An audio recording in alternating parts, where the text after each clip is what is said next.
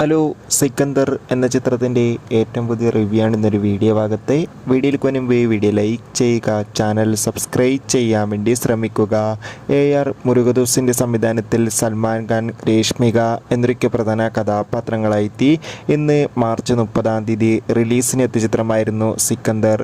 എല്ലാ സിനിമാ പ്രേമികളും ഒരേപോലെ ചിത്രത്തിൻ്റെ റിലീസിനായി ഏറെ ആകാംക്ഷയോടെയായിരുന്നു കാത്തിരുന്നത്. ഫൈനലി ചിത്രത്തിൻ്റെ ആദ്യ ഷോ ഇപ്പോൾ കേരളത്തിലെ വിവിധ തിയേറ്ററുകളിൽ കഴിയുമ്പോൾ ചിത്രത്തിന് ഒരു മികച്ച അഭിപ്രായം തന്നെയാണ് പുറത്തുവന്നുകൊണ്ടിരിക്കുന്നത്.